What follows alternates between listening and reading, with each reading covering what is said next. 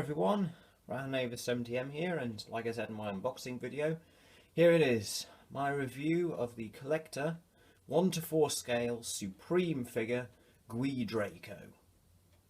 Now, Guidraco veneta is a species of ornithocheirid pterosaur, about 1 metre tall with a 4 to 5 metre wingspan, that lived in the Liaoning province of China about 120 million years ago. It was only described in 2012, so it's a relatively recent discovery.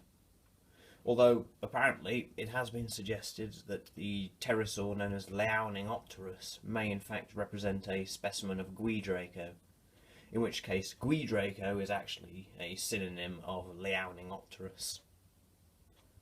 So now that we've got a little bit of detail about the animal out of the way, let's take a look at the figure itself in all its beautiful detail. So, as far as details are concerned, this is a really nicely detailed figure. You can see all the pycna fibres all across the body. You can see the folds and the lines along the wing membrane, which I think is really nice. Makes it look like an actual membrane of skin. Makes it look like it's an actual pycna fibre animal as well. At the feet, if the camera will focus, has individually sculpted scales on, which is quite nice, and you've got the webbing as well. The underside, there's the label. Even this has the trace of pycna fibres along it, and the same membrane detail. You got bare patches of skin on the throat. You got the beak as well. The teeth are all individually sculpted, which is really nice. Although, as you can probably tell, some of them are a little underpainted, as you can see there. And you've got the eye as well, which looks really nice. I think it reminds me of the eyes of a parrot, the skin around it. And there is actually a brown iris, if you can kind of make that out on camera. But it is there. It looks like a real eye of an animal. It looks really nice. Another thing about this figure is that it's got an articulated jaw. It's just something that CollectA have been adding a lot lately, which allows for some inside detail too. You can see the lines on the inside of the mouth, and there's even lines on the tongue. They've really put a lot of work into this figure, and it looks really nice as a result. Although there are a few little niggles, like I said, some of the teeth are underpainted, and then you got this weird thing. One of the teeth just curves forward for some reason. This might be a bit of excess paint, but it does look kind of strange. And another little thing is that the jaw is articulated, but it doesn't close. It stays open unless the teeth interlock, which is a little irritating, but it's not that big a deal because I prefer to display it with its mouth open anyway. It shows off the teeth better, as well as the inside detail. And you can see the nasal opening along the head, which might not please people who aren't a fan of shrink wrapping. Although I kind of like it, because it shows that they did use skeletal material of this animal for reference point. There's a bit of an ear behind the eye, and there's another thing. Having an articulated jaw means that there's a bit of a seam running down the head. It's not too conspicuous. It's not as conspicuous as on some of CollectA's other figures, like the T-Rex, for instance. Probably because of the colour of the pycna fibres on the face, and the sculpting as well. And then you've got the crest, which is really smooth, really nice looking. I think, as far as detail's concerned, this figure is really well detailed, and it looks really good on the shelf, or windowsill in my case. The paint scheme looks really nice as well. It reminds me a lot, with the black and the white, it reminds me a lot of a type of seabird or a wading bird. I mean, considering ornithocheirids were probably seagoing pterosaurs, although Guidraco has been found in inland deposits. I think the colours are really good. You got the nice red along the beak, which runs down onto the throat as well. You got the black, the white around the face and going down the neck.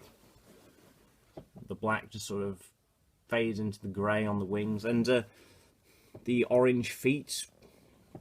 I like the way that the feet the orange on the feet just sort of fades up into the grey as well. I think this looks really nice on. I think they've done a really good choice with the colours. And then of course there's the crazy colours of the crest. I don't know whether that's a little too crazy, but a lot of animals do have brightly coloured crests for display. Maybe, I'm sure Guidraco would have had a brightly coloured crest for the same purposes. I'm just wondering whether this colour looks a little too flag-like. It kind of reminds me of a flag of some sort. I don't know. So maybe a little bit of uncertainty about the crest, but overall I think the colours of this figure are beautiful as the sculpting. Now, as far as I can tell, this does resemble the material of Guidraco that we have. The head, I think, is spot on. I think the overall body, it's just like that of a pterosaur. Well, I think it looks really good. There's just one little niggle that I have with it as far as accuracy is concerned, and that is the wing finger folds the wrong way. It folds like this on the figure, and this is something I've noticed with all CollectA pterosaurs.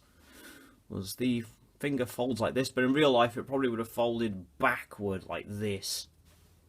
Although I can imagine that would probably be a bit more difficult to sculpt. But apart from that, and I can't help but feel like the tail should be connected to the membrane at the back, which is kind of small. But apart from those little things, I think as far as accuracy is concerned, this figure, again, scores really high.